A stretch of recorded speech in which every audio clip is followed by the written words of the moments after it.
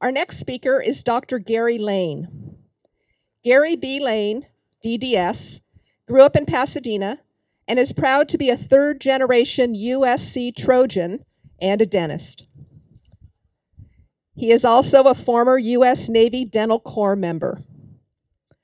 Dr. Laine is a World War II history enthusiast and Bay Area Honor Flight board member.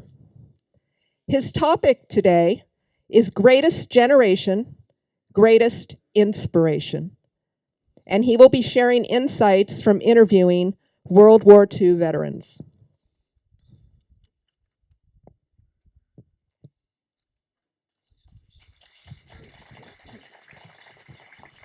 Thank you very much. Give me just a minute here to get my glasses on.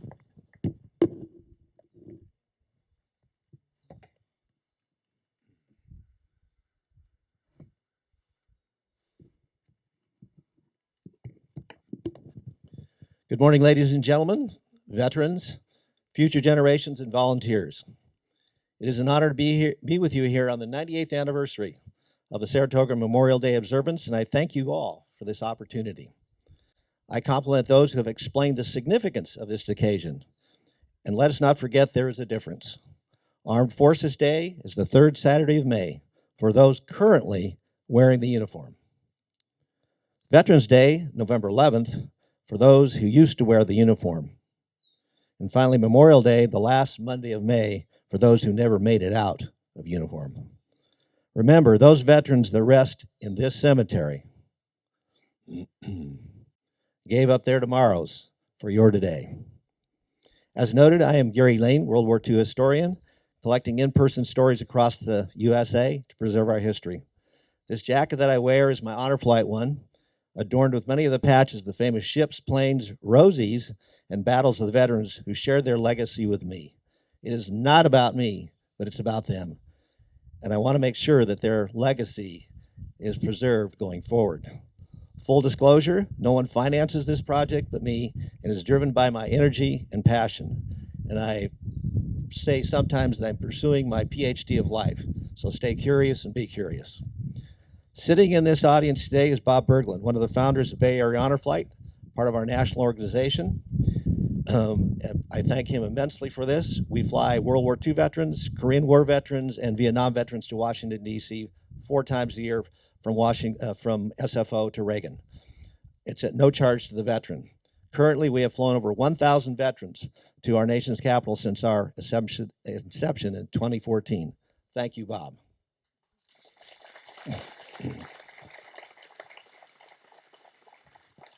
When you think about 98 years of consecutive service is incredible, and 1928, as I'm sitting there, the magic of 1928 came to me because I had the good fortune of treating the greatest childhood actress of all time. She dazzled in the 30s, she dazzled in the 40s, she lived in Woodside, and I treated her as a dental patient. It was the fabulous Shirley Temple. Not bragging about it. But streaks are important. In my family, starting with my grandfather in 1913, graduating from the University of Nebraska, we had 110 consecutive years in dentistry through our family, through different locations, of course. And that ended when I retired in November of 2023. So the greatest generation are those men and women who were born in the first 30 years of the last century, who experienced the First World War, the Roaring 20s, the Great Depression, multiple global conflicts, and the modern age atomic age. Their generation is marked by hardship, the lack of conveniences, great discipline, and the will to thrive and survive in precarious conditions. They did not have a choice. Many came from rural America, where it was considered a luxury if your outhouse had 3 holes as opposed to 2. So in my brief time with you, I will relate 3 sagas of veterans from World War II and conclude with some of the lessons that I have learned from these incredible men and women. And these come from all over the country. And I just got back from Minnesota interviewing 5 of them. And the stories never get old. There's always something new. So the first story is about Captain Benjamin Solomon, a dentist who graduated from my alma mater at the USC School of Dentistry in 1937. Ben went into private practice and then was drafted into the Army as an infantry private in 1940. Now, that is highly unusual for either a physician or a dentist to go into the infantry. Typically, you go into to the medical corps or dental corps. He was declared the best all-around soldier in his unit.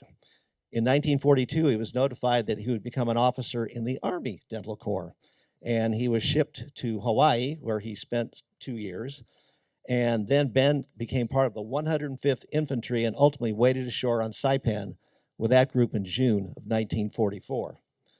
June 15th, 1944, historically is considered the D-Day of the Pacific War, 9 days after D-Day Normandy. There was little dental work for him to do, so he volunteered to replace the 2nd Battalion surgeon who had been wounded.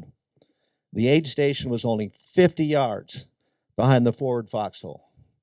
The fighting was intense, and the Japanese soon overran the perimeter, and the aid station, Solomon grabbed a nearby M1 Garand and killed at least 7 of the enemy that entered the hospital tent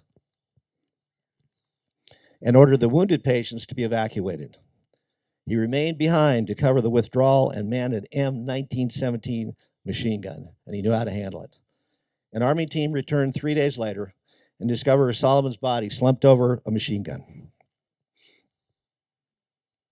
His body had been riddled with 76 bullets and numerous bayonet wounds, up to 24, which may have been inflicted while he was still alive. It would be over 58 years later and much bureaucracy that Captain Solomon was awarded the Medal of Honor posthumously. And the reason why it took so long is when you're in the medical or dental corps, you're wearing a red armband, you're forbidden by the laws of the Geneva Convention to carry a weapon or do anything offensively. So under President Bush, early 2000s, he was awarded the Medal of Honor. What is my connection to this story? Well, I went to USC, of course. Recently, I was on a military history tour to the Marianas, Guam, Tinian, and Peleliu, and Saipan. An unbelievable trip. I saw where the Enola Gay took off from Able Runway to take care of Hiroshima, and then one day while on Saipan on the tour, I decided to wear my USC track top, thinking it might be scorching hot that day. We arrive at one of the major battle sites, Tanapag Beach. One of the guides starts to relate a story about the heroes of Saipan in this area. Suddenly, the name Ben Solomon arises, and the conversation began, and my memory was ignited to a story 25 years ago. I thought, I know his story, and proud to be a fellow alum from the USC School of Dentistry. Ironically, he's buried at Forest Lawn Cemetery in Southern California, as are my grandparents. So is Ben. So it sounds like it's time for me to pay a visit.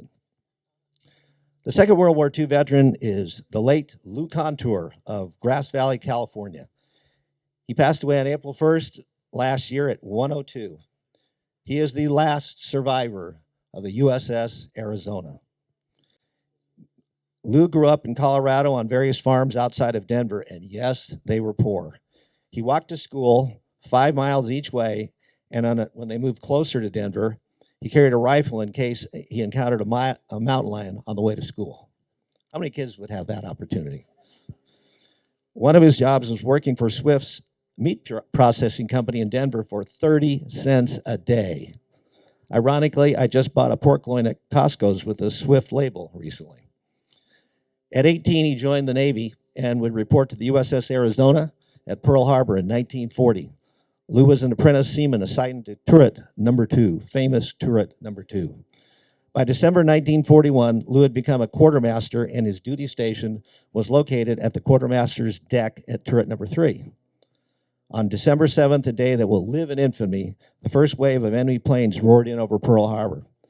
At 8:06 a.m., after narrowly escaping 3 near bomb hits, the 4th one penetrated below decks at turret number 2, where Lou would have been in 1939. Located there was 1 million pounds of black powder and nearly 1.5 million gallons of fuel, and innumerable magazines of ammunition exploded. The bow separated from the rest of the hull and blew 30 to 40 feet in the air as smoke billowed up to about 600 feet. Instantaneously, 1,177 men were killed instantly, and the ship sank in just minutes in 40 feet of water. Ultimate chaos. Lou Contour's task was to help extinguish the flames and rescue and help save lives.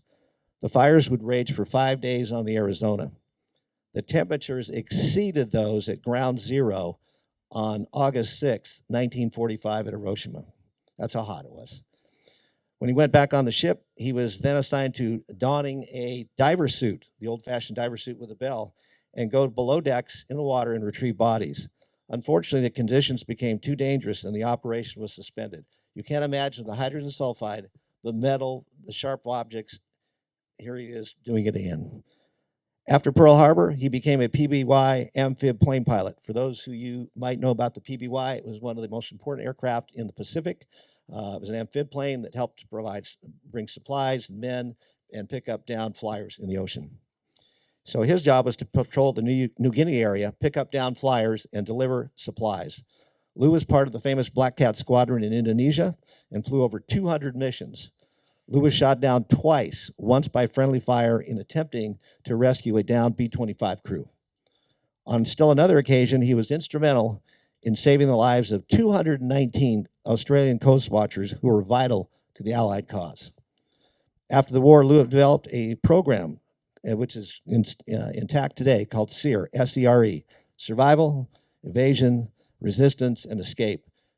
When you went into incarceration in World War I, II, and Korea, you had no training as far as how to survive. The only way you survived was the will. And with this program that Lou helped establish with various government agencies, it stands today. A hero for the ages, Lou Contour. He's written a book that's available on Amazon. I will add this, that I was honored to be the family photographer for his funeral last April 23rd, a year ago. My third story concerns Harvey Gann, who passed away at the age of 103 last March near Austin, Texas.